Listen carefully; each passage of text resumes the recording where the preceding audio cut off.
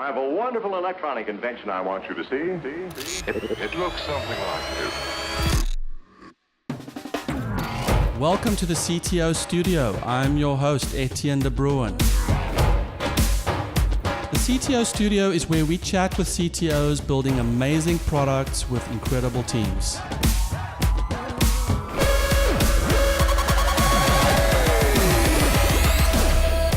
Have you chatted with a CTO lately? Douglas Ferguson said to me, you should come to Austin and you should come hang with me in my studio so we can do the CTO Studio. And my thoughts were, okay, I guess we could do it. So I got in my Lyft ride, and at some point I thought to myself, this looks like Texas Chainsaw Massacre territory. And I end up in this, you guys saw, the synth and the Randall and Elijah. This is the CTO Studio. Douglas, welcome. Thank you. When did you do this? Wow, it's been a lifelong effort. But this particular room was built about 10 years ago. Is it because you're in pursuit of like the perfect tone? What is the pursuit? I think the pursuit is lots of tones. I'm really fascinated by creating eclectic and different sounds and how you can juxtapose different things together. Something I read is that we, as children, our brains latch onto the music and the patterns and the tones that we love, and then we spend the rest of our adult life trying to find music that reminds us of those patterns or are actually those patterns. What do you think about that? You know, that's interesting. I think I haven't seen the research on that. It seems reasonable. For me personally, it's interesting because I think it's tied to somewhat around my pursuits of learning. You know, so I'm always in pursuit of what's someone created out there that's interesting to hear, and how's that going to unlock something inside me and make me think about things differently. I wonder about music as a musician as well. I often wonder, are we just all doing GCD in many different ways? I certainly deviated quite a bit from that. You know, with the ambient drone kind of experimental music that I do. You know, a lot of it even becomes atonal. Atonal. Yes, because it's like a Radiohead-ish, noise-ish, filling sound. Yeah, and it can even get more noisy than what you might expect from a Radiohead. Now, what is atonal? Well, just that, you know, you're not focused on, you know, the chromatic scale or any scale for that matter. So you're not thinking about notes and melodies. It's more about creating an experience.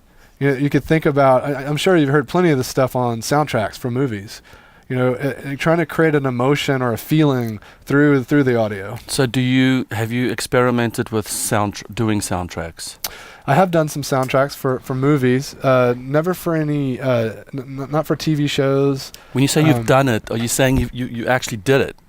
Yeah, I've collaborated with filmmakers in the past.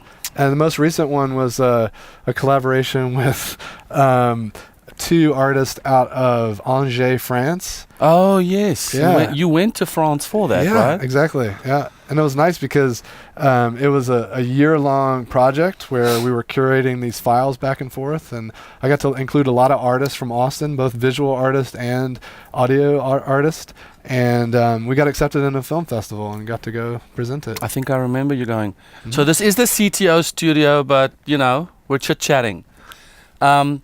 One thing I want to start doing, so I don't really gig anymore, is I want to start collaborating online with people. Are there platforms that I can use so I can lay down the bass tracks for artists who need bass tracks? You know, gosh, I haven't looked at this in many years, and a few have come and go over the years that are kind of these, you know, we didn't even have the word social network back then, but yeah, the idea was that you could kind of connect with various musicians or producers, and and they had different models. Like some of them were more along the lines of like, here are these vetted studio musicians that you as a songwriter could get access to, and then some of them are more kind of democratic, where it's like, or just more community based, where anyone could kind of join and participate. But I really don't know who's active in that space these days. I wonder if I think there's a site called MySpace. Yeah, right. Yeah, that was a thing.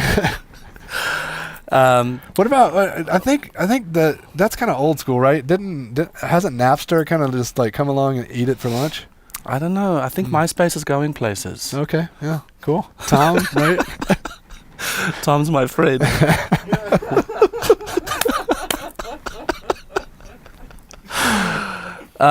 So tell me, the thing that I see a lot is that technical people are also either really into music or they tend to be musicians. Yeah. Where do you think that comes from? Well, let me tell you a little story. Glad you asked. Yes. Randall, are you ready for the story? Okay. I have this knack for hiring musicians, and even when I don't realize it, and it could be influenced by the fact that Austin is so full of musicians. It's hard to like. Sorry, I shouldn't mess with that. It's hard to not to throw a stick in this town and not hit a musician, and so that I'm sure that impacts it. But so there's this running joke within a lot of the startups that I've founded where, like everyone's been a musician, and so then I'll hire someone and I'll make a statement. Oh, I finally hired someone who's not a musician, and then she'll say, I played the flute in high school. I'm like, of course you did. You're fired. Yeah, out of here. Do you play something? I played the recorder in 4th grade. I don't think that counts, bro. Yeah, Seriously. Yeah. Doesn't everyone have to play it? It's a requirement in Texas. The recorder. I don't think you have an earphone. So I play the bass. I love the bass. From an early age, I was into the bass notes. I don't like slapping. I'm not really a Victor Wooten kind of player, but I absolutely love like the John Paul Jones melodic bass lines as part of like 3 instruments. The guitar, the drums, and the bass. But I am fascinated that so many coders and tech people tend to be musicians. Yeah, and I like to think about it as structure, right? There's a process, there's a structure, there's math to music, certainly, And so I think folks that really get inside that and really kind of embrace it, then their brain is naturally trained or inclined or kind of set up to be able to do this other kind of work as well. So they're naturally, drawn to it. So we met about, is it like 10 years now? No. Yeah, maybe 2009, 10-ish. Yeah, somewhere. And so you've sort of, I feel like you've reinvented yourself a bit in the sense that lead engineer, VPs, CTO roles, and now you're sort of into design thinking and design workshops. What is design thinking? Do you subscribe to like the IDEO brothers design thinking stuff, or when you talk about design workshops, are you talking more about like product design as sort of a discipline, or what draws you to this concept of design? Well, for one thing, I think we have to think about what design means, right? And so a lot of folks will hear the word design and they immediately go to graphic design or UX design or UI design, these very visual types of design. But I'm sure you'll remember this language has kind of left the vernacular, but we used to talk about having design meetings when we would make software. I don't hear that so much anymore. You don't hear that so much anymore. Yeah, but you can design anything. And in fact, when I meet designers that I really fall in love with, 9 times out of 10, I find out they have an industrial design degree. And I'm really enamored with industrial design. I think it's an amazing way to teach people how to think. And that's the design that I'm really motivated and excited about. And if you think about the path that I've been on, my life has been pretty much dedicated to creating solutions.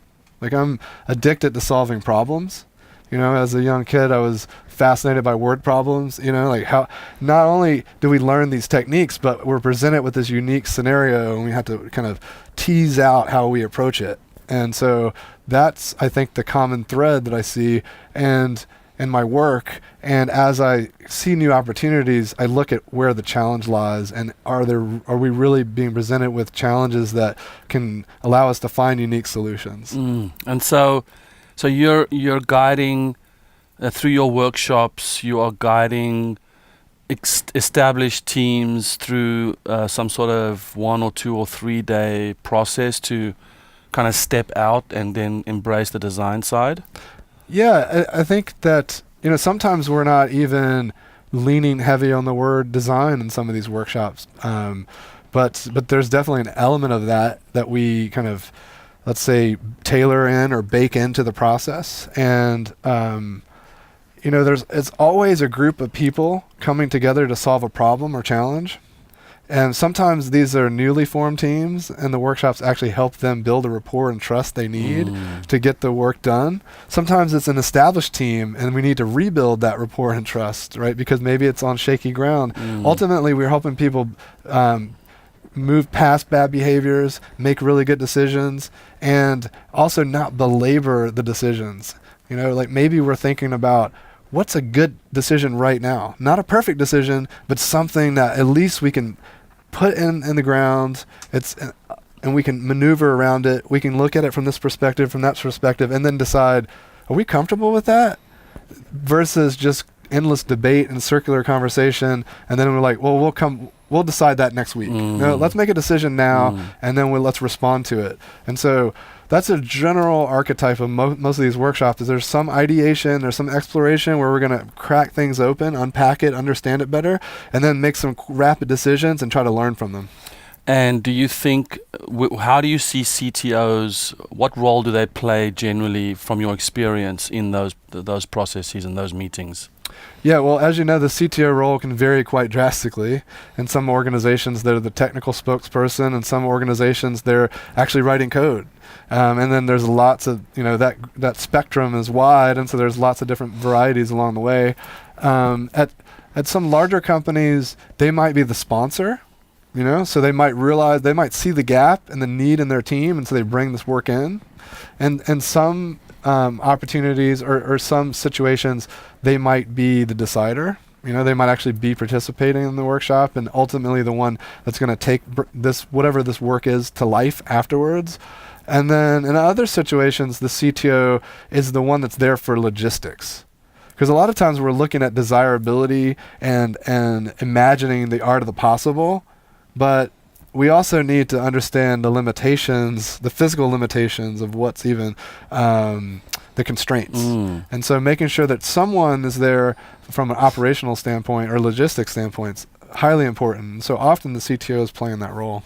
Do you think that CTOs should be able to take their teams into any of these messy situations and facilitate the group out of that sticking point or impasse? Absolutely. Or do you think that the CTO should just know people who know people?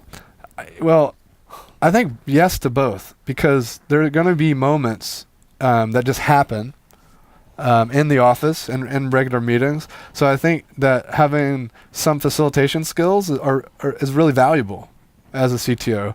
And in fact, the design sprint has a really incredible process that I think it's the biggest innovation that Jake created through the design sprint process. He calls it the note and vote.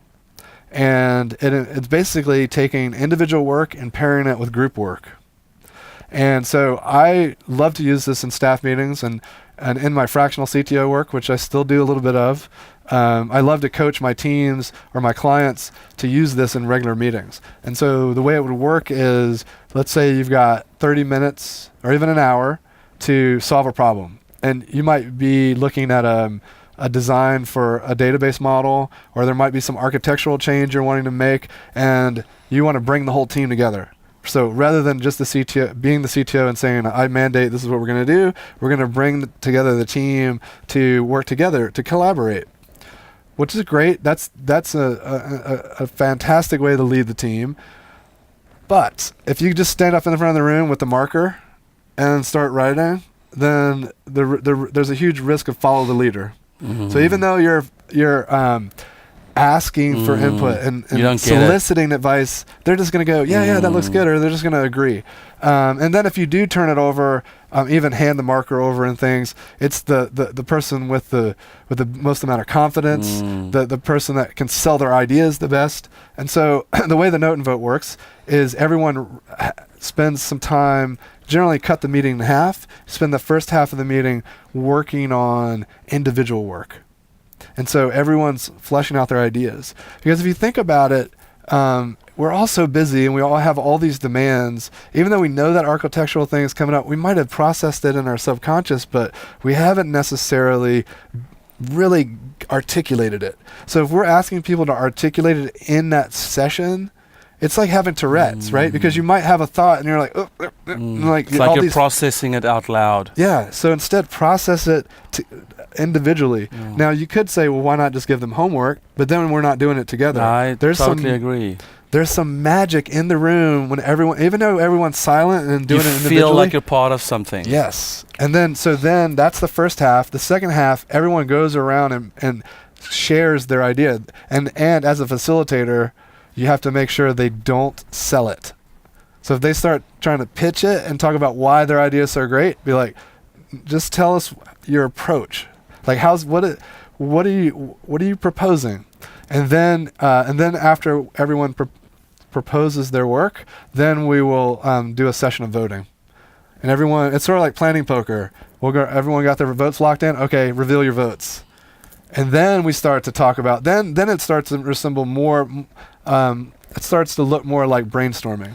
Because you're tapping into, if there are 8 heads in the room, you're first tapping into 8 different ways of doing it or 8 opinions, as opposed to coming in and saying we're collaborating, and then, like you said, the loudest voice is the one that prevails. That's right. So that back to your original. But just let me just clarify on the voting. Do people vote on their notes as well, or do you raise hands, or what have you seen is most effective? It really, because I might raise my hand and I might say, who else is voting? Yeah. So that's Usually, what we'll do is we'll use sticky dots, and so because people have written down their stuff, and so we're going around and putting sticky dots on it.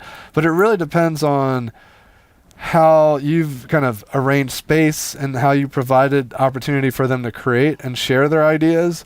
So sometimes we might be just putting tick marks up on the whiteboard, but the important thing is that everyone votes at once. So they might write it down on a piece of paper, they might have their sticky ready, their little voting dot, whatever. But you're absolutely right. We don't want it to go around in a circle, because then everyone can influence other people's votes. And does that also assume that everyone's vote is equal, or i.e. everyone's voice and experience, and therefore their opinion is equal? Yes. Does that work, though? Yes. Here's the thing. Clearly, there might be a hierarchy in the organization, and you have to embrace that at some point. But for this work and this moment, we're going to be completely democratic and let everyone's ideas have equal value. Because if you do not create a scenario like that, then people will start to learn that their ideas don't matter, and they stop to sharing them. And if they aren't sharing their ideas, then you don't truly have a diverse workforce. So, I'm a huge fan of diversity, and in fact, it can be proven scientifically that it's the importance.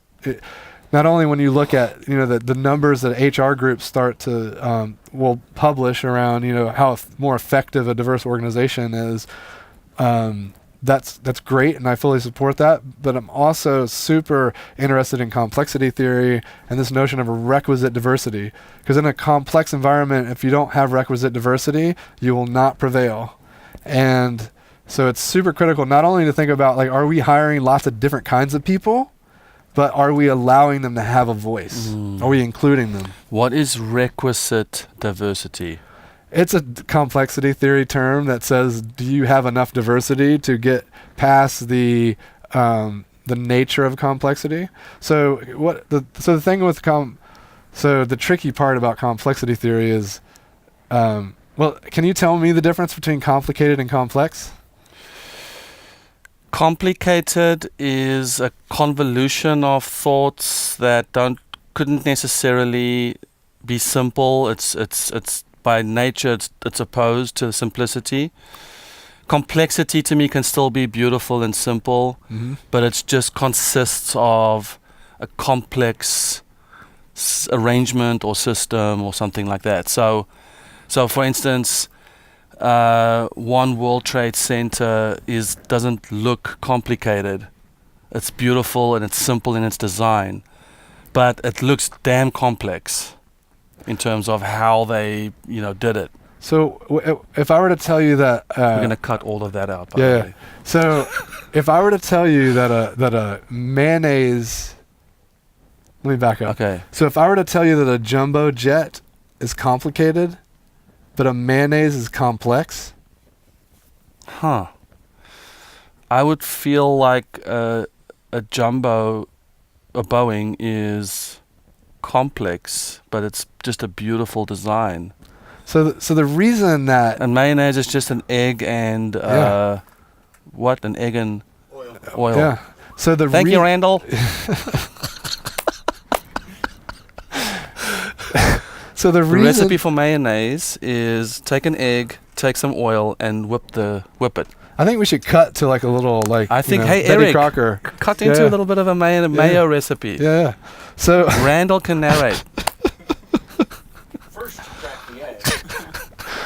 oh man. So I will get through this. No, but I want to eventually. know about the complicated. Yes. So you're saying a Boeing is complicated, mayonnaise is complex. Yes. Explain that. So in order to build a jumbo jet or to repair it, you need an expert.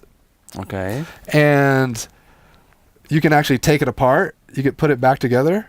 You could put it in a hangar and come back tomorrow and it'll be exactly the way you left it. A mayonnaise, once you make it, you can't unmake it. It's not, if you leave it on the counter, it's not going to, tomorrow, it's not going to be the way it was today. Well, it goes great on my hot dog, though. Yeah, it does. That's not it. a jumbo jet. The Not the great. second day mayo. Oh, right. Yeah, this little spicy kick. Yeah. With the green edges. That's nasty. Man, I once heard so Steve Albini, bringing back the music reference, he is a real accomplished chef as well as an amazing music producer. And he has an awesome blog on cooking. And he has this blog that's super long about what he calls, it's about decay, essentially. And he said that basically the flavor in food is all about how much the protein has been allowed to decay. And so that's why a lot of these aging techniques are, you let it mold up and then you carve off the mold. And so anyway, if you're interested in getting deep into some food chemistry and science with Steve Albini, he's got a great blog. I'm very interested in it. Have you ever aged a Charles Shaw red wine? The two buck chuck? Okay, the $2 chuck. Man, so If you open that bottle and you just uncork it and you put that cork back in and you just come back to it about a week or two later, dude, that is some serious contention. Man, so that reminds me, I went to this party in Oakland. Gosh, it was about 12 years ago, and it was a Halloween party. And it was crazy. There were people on stilts, and there was a maze, and anyway, in the far back room of this warehouse that was set up for Halloween, there was a Jacob's ladder. Have you ever seen one in person? I haven't. You know what I'm talking about? I mean, I haven't. So like the two electrodes like coming up at a V. Oh yes. And so yes, like it's like the Frankenstein. Yes. And So they had this thing set up, but what was unique about this Jacob's ladder was like there was like a little like there was an opposite V going down, not quite as wide, a little more narrow, and there's just something about it. I just instantly was like, "What's that?" And so I went over to check it out, and they had this gallon. At this point, were you completely sober at your senses, or did you take a little something? What kind of something? You know, the thing that makes red redder and yellow yellower and green greener. There were some substances imbibed. Okay. Yeah. Okay. So, anyways, back to the story. So I'm over there and I'm looking at this thing, and I noticed that beside it there's this big gallon of tequila, and actually it wasn't tequila. There was this big gallon of whiskey, and it just looked like the kind of whiskey that you just kind of move on past when you're in the liquor store. You know, you look at it and you go, that's not going to sit well. And so I was like, okay, well, it was clearly part of the whole setup. So I'm like, started to investigate a little more. And what they were doing were they were taking this gut rot whiskey and they were putting it in the electrodes. So they were running 10,000 volts through the whiskey. And apparently it's a way of removing impurities. Wow. And apparently back in the day, during the bootlegging prohibition era, they used to use this technique, and they made it illegal because it's probably super dangerous to run 10,000 volts through a liquid. You only do that once. Yeah, and so wow. So I tried it and it was tasty. I mean, I literally could sip on it neat, and it was. Now, what's up with the Jacob's ladder on that? I think that was just for visual. That's what pulled me across. So let's get back to complexity and complicated as far as design sprints or design meetings go. So you asked about requisite diversity. I think the audience did. I knew exactly what it was. I think there was someone in the audience who asked it. Yeah, like those pesky audience members. Yeah. Yes. So I was voice of customer in that scenario. So when you think about complicated environment, or when you think about the complicated domain, we're looking at things that are knowable, but they require an expert, right? Versus a simple domain where it's one known solution. You don't really need an expert. People can just kind of fill out the same form over and over and over again. It's like having an SOP and someone just follows it. But when the SOP fails us, and we had to step back and adjust this SOP. Now we're in the complicated domain because we had to have an expert that knows enough to adapt that SOP. But imagine that we're in a domain where we can't even expect that SOP to work tomorrow because we don't know what tomorrow will be like. And so when you think about startups, this is very prominent, right? We don't know how customers or the market might behave as these dynamic situations are fluctuating and changing. And so in that domain, we have to use what we call probes. So we put a probe out to make some sense of our environment. And then we understand what's happening and we can adapt and change our behaviors based on what we're learning. Is that something that one can then use to explain it to stakeholders who don't quite understand why we can't estimate or predict the outcome as clearly as they would want us to? I would caution folks to just bust out complexity theory in that conversation, but I think it's a great thing to understand as a technologist and as anybody living in this world, this startup world, this unpredictable world, to know that we're moving between these different domains of complicated and complex, and using that understanding to frame some of the conversations they have. And is this, so if I can bring it right back to, everyone's voice in this design meeting, because I think that's where we kind of got started. Yep. Mm-hmm. Is everyone's participation and everyone's equal voice then contributes towards the complexity of the design, or? I mean, ideally, the design helps us move. A perfect design would help us take this complex situation we're in, and get us to a simple and obvious, but the process has to get us there. And so, and that comes back to the requisite diversity. We have to have enough people in the room with enough different perspectives to be able to corral this complexity and have all the understanding we need to get to a solution that is ultimately simple, obvious, and knowable and repeatable. Fascinating. Yeah, because I think it's too easy to just get sort of an homogeneous crowd to discuss something. And it could be everything from domain expertise, but also experience. Because what I find is sometimes a meeting, some of the most valuable insights come from someone who has been the least exposed Absolutely. to the problem you're trying to solve. Absolutely. Or the iterations of the solutions you've been trying out. It reminds me of two different pieces of innovation advice I got early on in my career.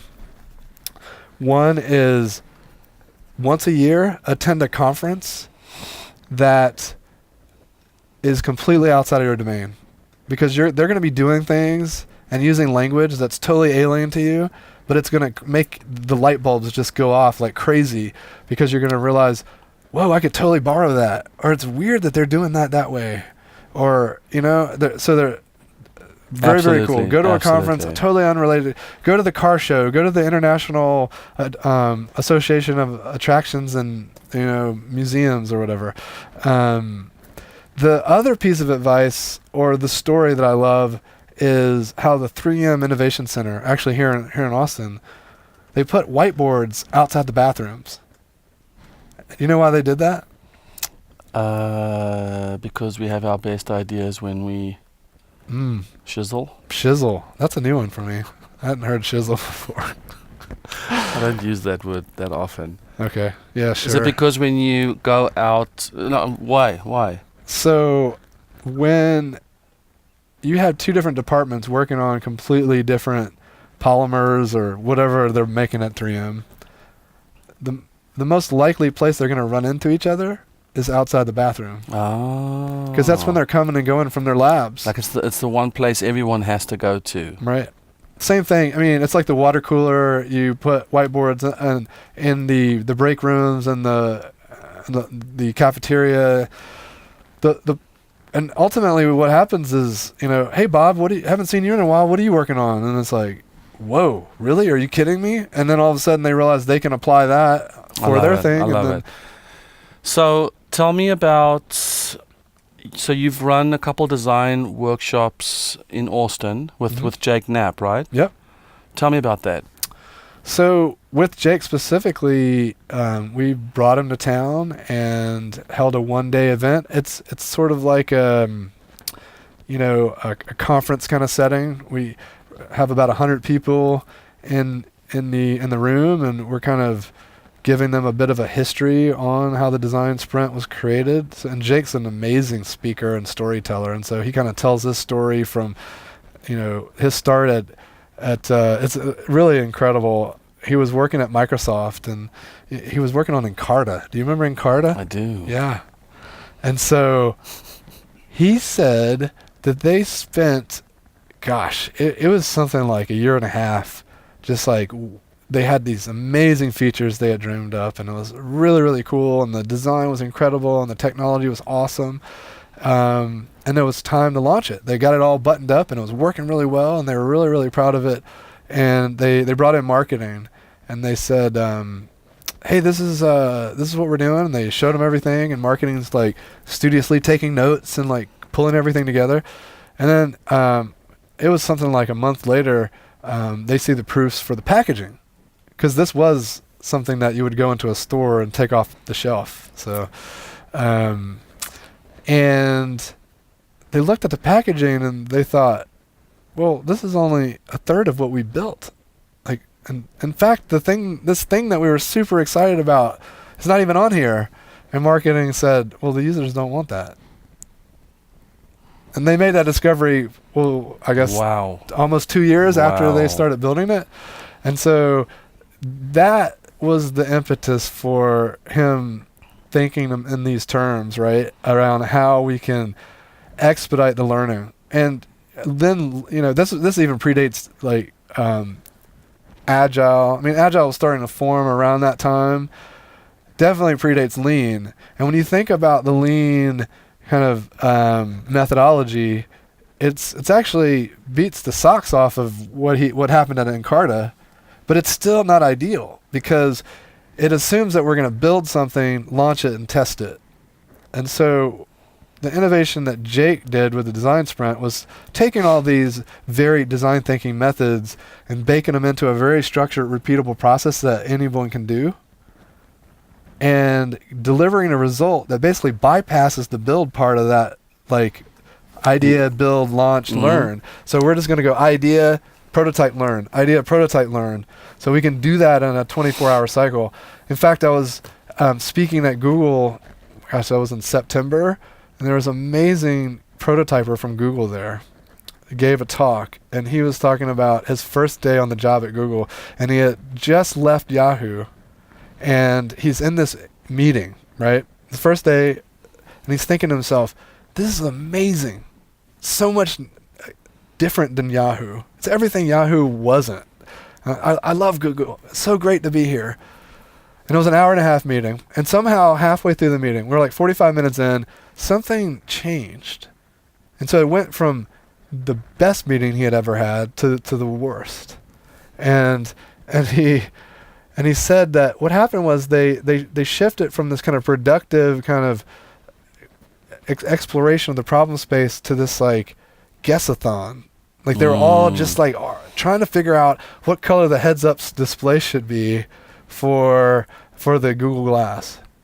And so eventually, after all this debate, Sergey said, it's going to be red. It's the lowest energy photon, so it's going to be less strain on the eye.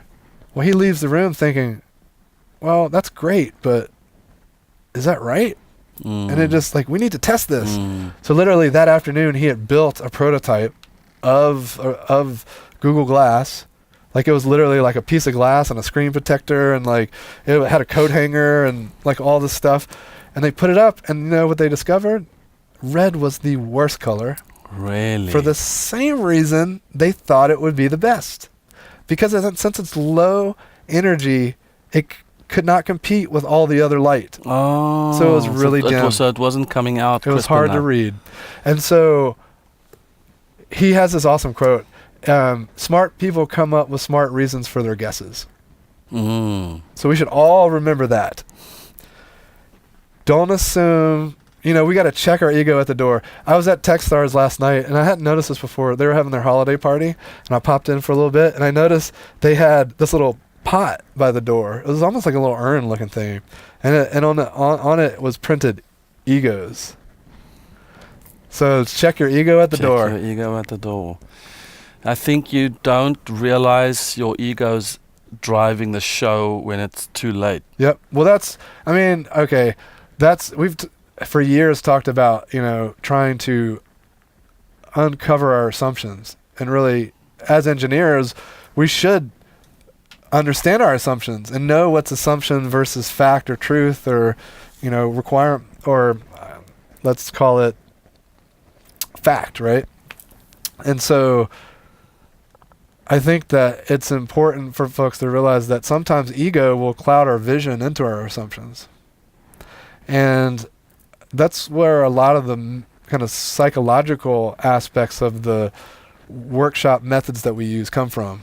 How can we invert thinking and let people's ego, they don't even realize they're checking their ego because we kind of flipped it, we kind of like tricked them. We flipped it around so that their ego, it kind of like their ego's over here and distracted, right? Do you think that, so I've seen so what I do is post-it notes whenever we do 7 CTOs forums, which is also a collaborative space. I have found more and more that instead of opening the conversation for some, whether it's issue processing or whether it's, what do you guys think of the ideation CEO that can never stay focused on the product roadmap? Instead of opening that up immediately for the group discussion, to use the post-it notes or notebooks, and just first write your own thoughts down, and then when it comes time to share, like you said, it's not like you got to make up and engage in conversation. You're basically just reading what you wrote. Absolutely. Do you think that that is a natural inoculation against your own ego? That specifically is not. I think it can help get past egos from the selling point that I was making earlier. So you're right. If they've taken time to articulate their thoughts, then they're just reading back their thoughts, and so then they're not in this posturing position where it's like they're on the fly trying to do the tap dance and sell their stuff. But what I was getting at around methods to check the ego would be more like things like the distraction, how we distract the brain. So some folks refer to it as inverted thinking.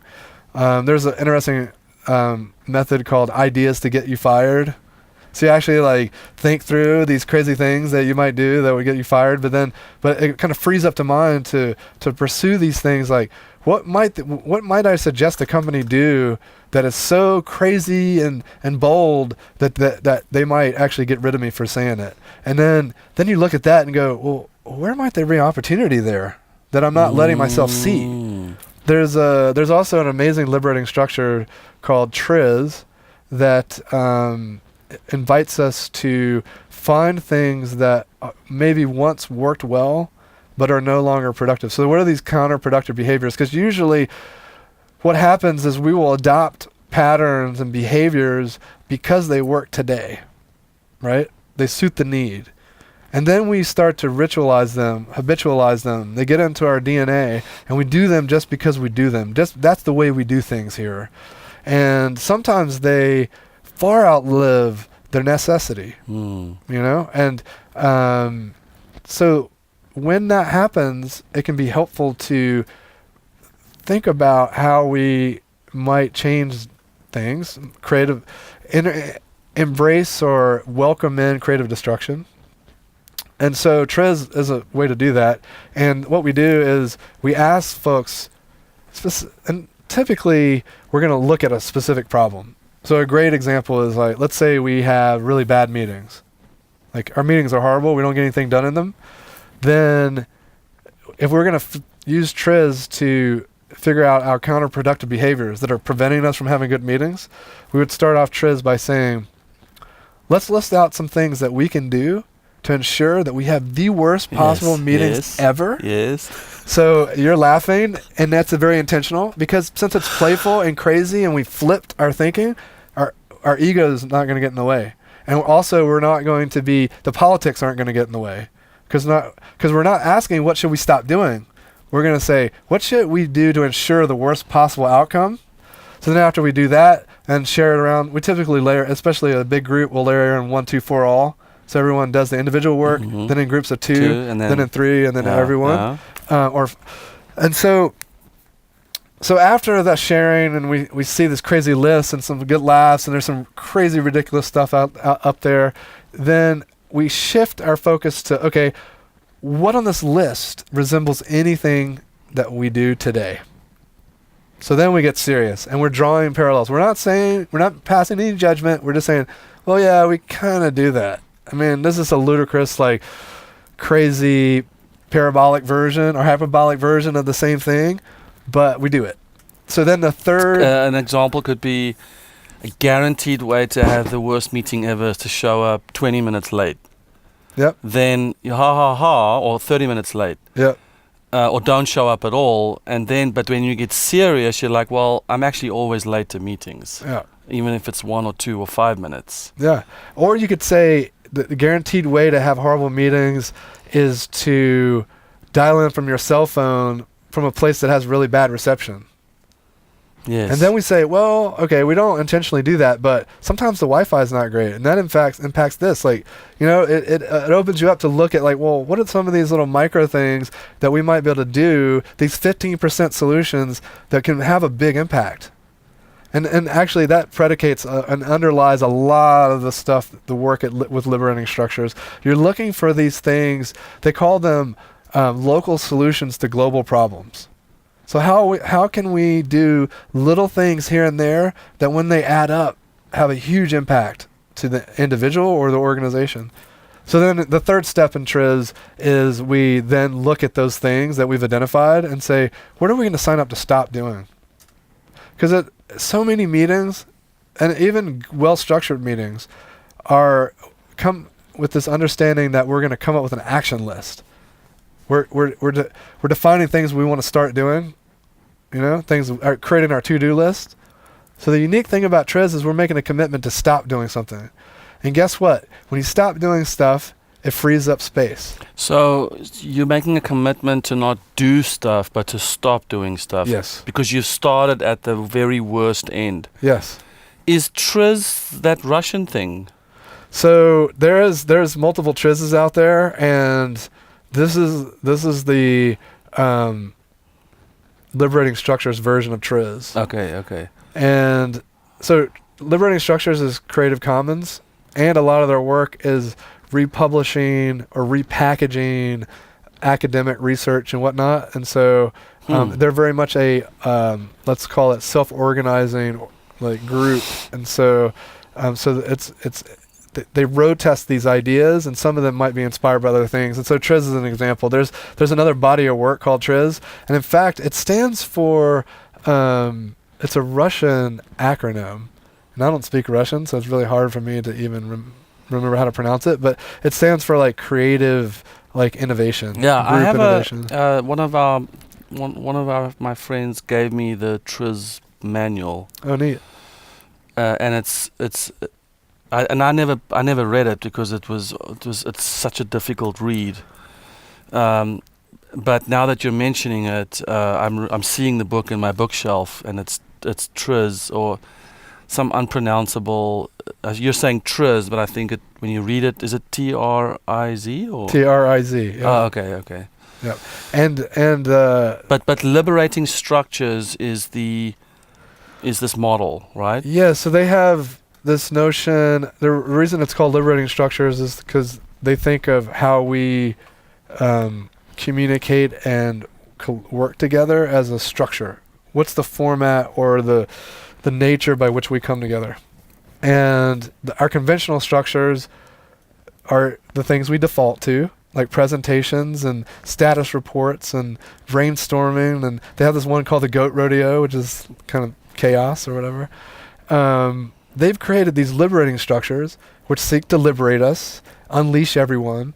And they have two guiding principles. Well, they have a bunch of guiding principles, but there's these two elements of conventional structures that are not productive.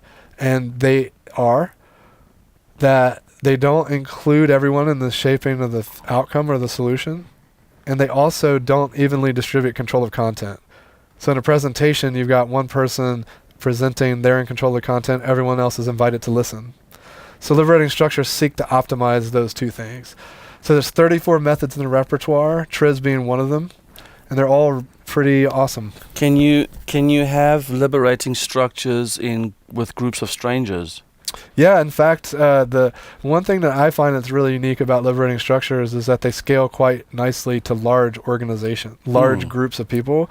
In fact, there's a few methods that don't really work well in small groups, which is fascinating to me. The one that comes to mind is 1025 crowdsourcing.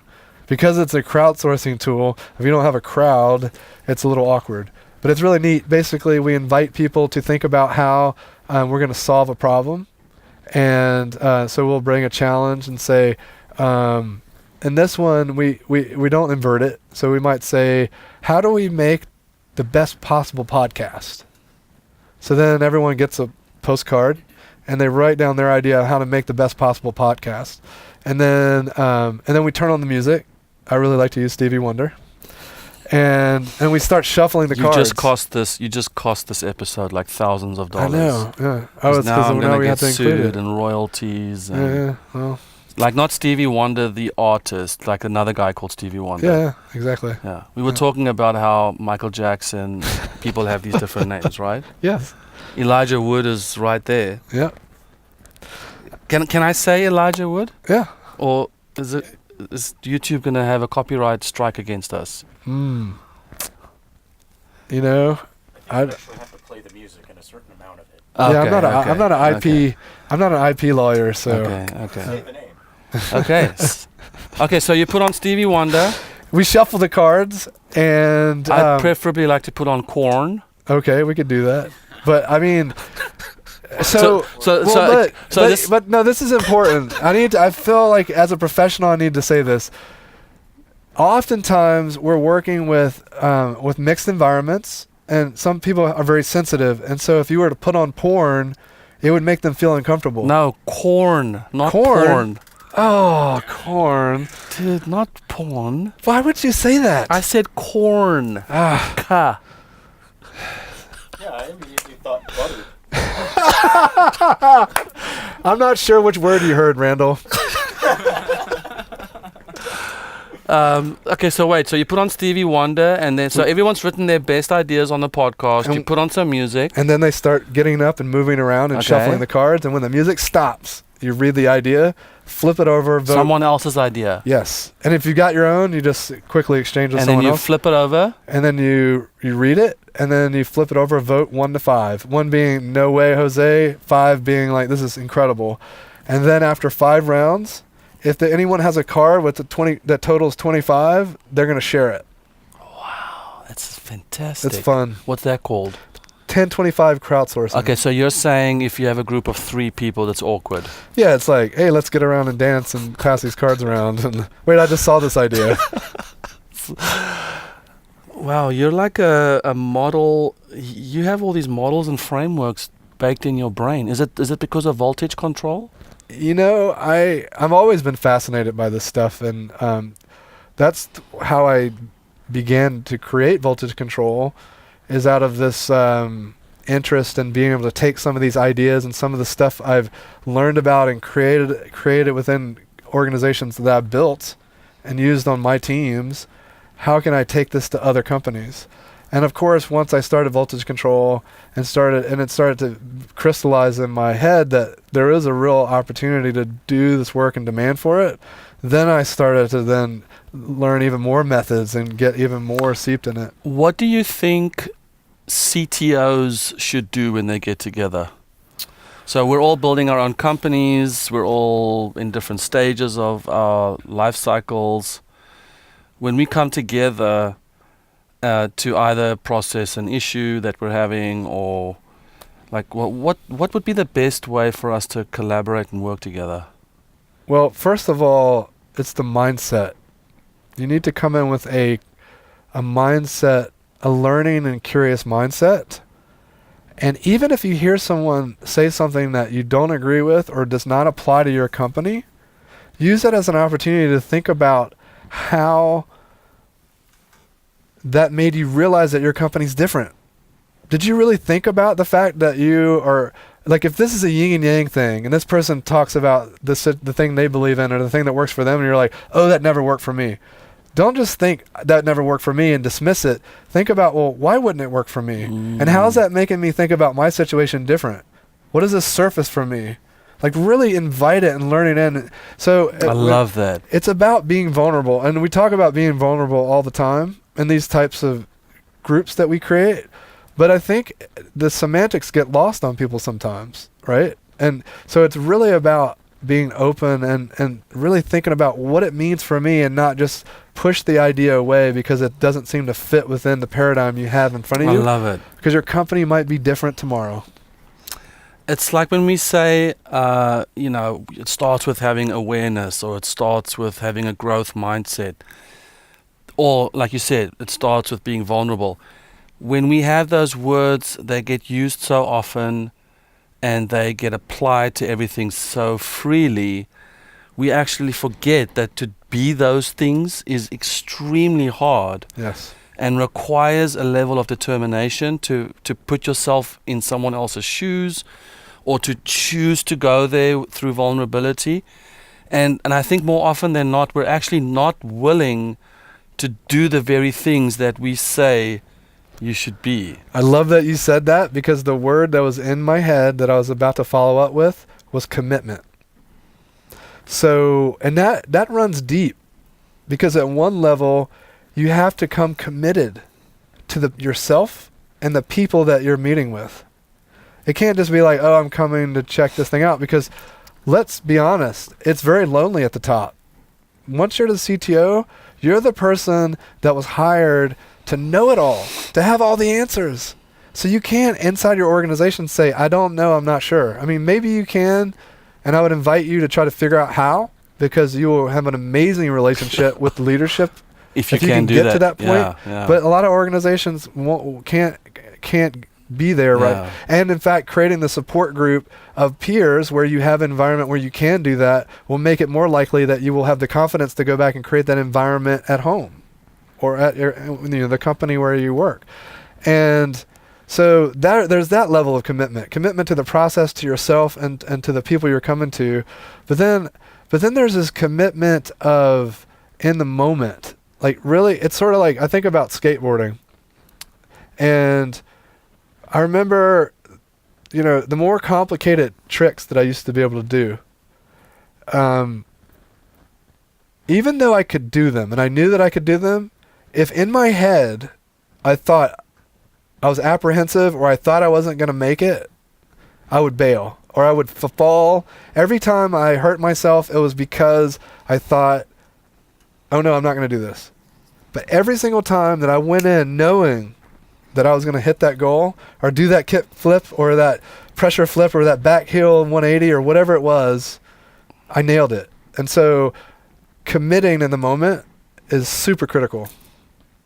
Yeah, and I feel like that commitment requires you need to be okay with the time it takes to do it. Yes. And you need to sort of be oblivious to your environment. In other words, it's let me invert that. If you are thinking, I don't have the time for this commitment, then you are not going to commit because, hey, I have to. Yeah. Or if you are so consumed by your circumstance and environment, you can't be in the moment to bring that sort of commitment to somebody because you're thinking, well, I've got these emails, I've got this. So the struggle I feel like in this society is to be able to give each other the time to actually commit. That opens the door for an awesome plug for Jake Knapp's new book called Make Time. Boom. See what I did there, Jake? JakeKnapp.com. See what I did? Is it JakeKnapp.com? I don't know. I don't know the book. I think the book is even maketime.com, but the Sprint book is thesprintbook.com. So yeah, I know Make Time came out. We had a long conversation about it yesterday. So tell me about it. Yeah, I think again Jake has taken. I think the real invention was that he took this body of work that's like difficult to navigate because there's so much going on, and distilled it down into a repeatable process that you can really own and understand and make personal for yourself. So, and he the same thing he did for the Sprint book. He took design thinking and distilled it down into a repeatable set of steps. And in Make Time, he basically took time management and productivity tools and processes and methods and baked those down into something that's very easy for anyone to approach. And the big idea is that you should pick a highlight because there's so much stuff going on. It's less about how do we do more. It's about selecting the things that are important. So it's like working on the important things, not the urgent things. So instead of like one of his things is like the distraction-free iPhone. So like turning off all the little notifications. Yeah.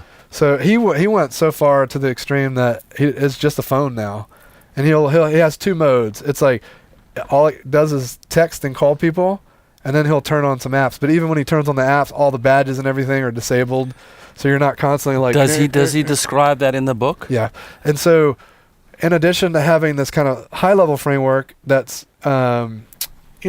pretty, I would say pretty loose. It's just this concept of a highlight and how you use it and a few components. But then there's this giant list of recipes, if you will, of different little things that you could do. And so if the distraction-free iPhone is not for you, then maybe the back burner is an idea that might work. So there's just all these different little hacks and tricks and tips that you could fit into your framework. But there's actually, I interviewed someone for my innovation series, Maria Thomas, and she's got a book coming out called Attention Management. And I think it's a nice companion to Make Time, because Make Time really is about attention management. But I didn't want to use that term without referencing her, because she's the first one that I heard that term from, and I think it's so beautiful, because we talk about, productivity and trying to do more and being more efficient, and her thought is maybe we should just manage our attention. Like, what's the important thing for us to focus on? And that's the real idea around his highlight. So, for instance, you might say, my kids are my highlight right now. So as long as I spend time with my kids tomorrow, then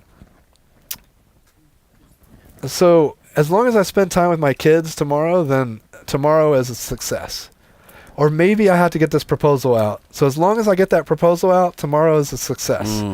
And so it's all about just identifying the most critical thing that you're going to focus on no matter what. Well, I think the thing that in 7 CTOs, we poll all our CTOs regularly, and time management and productivity is, I think, the second highest issue. What's number one?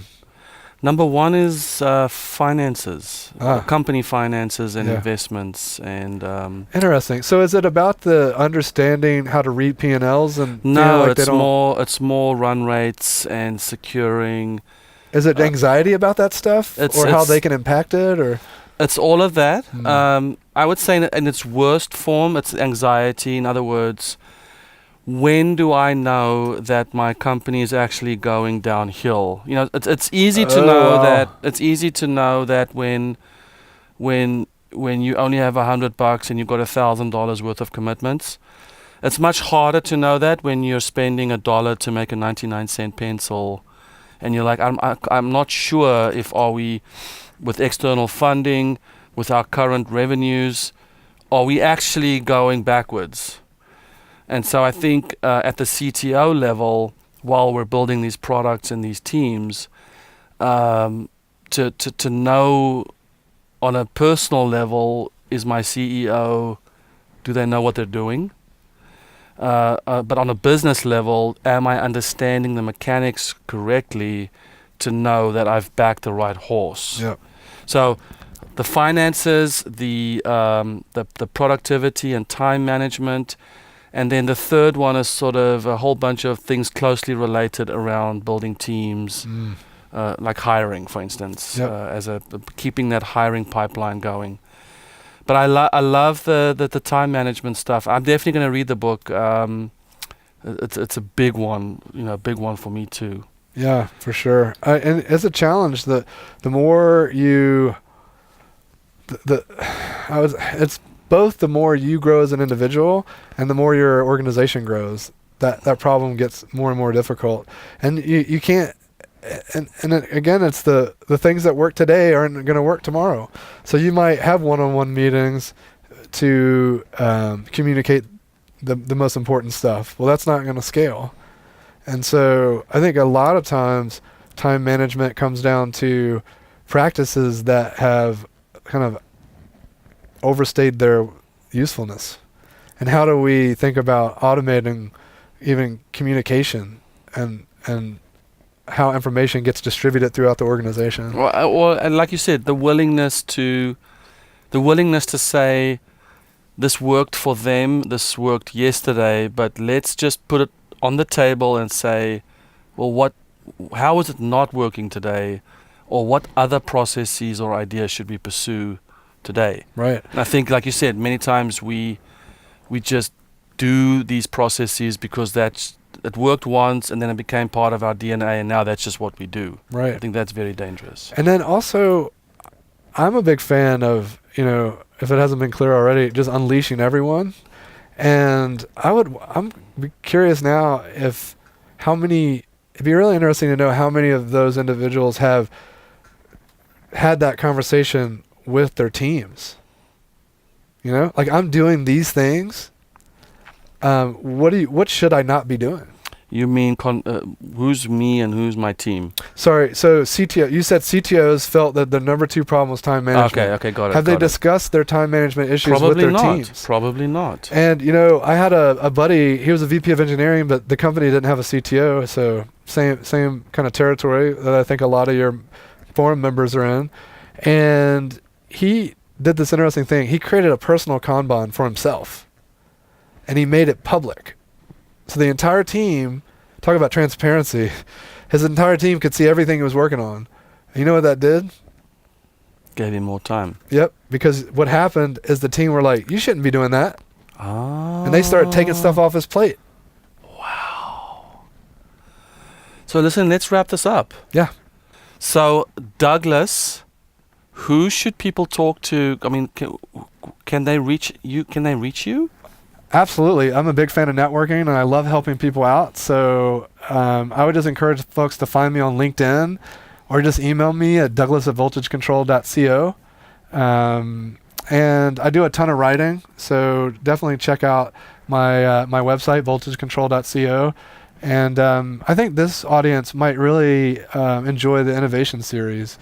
If you just click on innovation, you can see all the articles I've written, basically profiles on amazing people like Etienne, which I haven't convinced to come on yet, but maybe soon.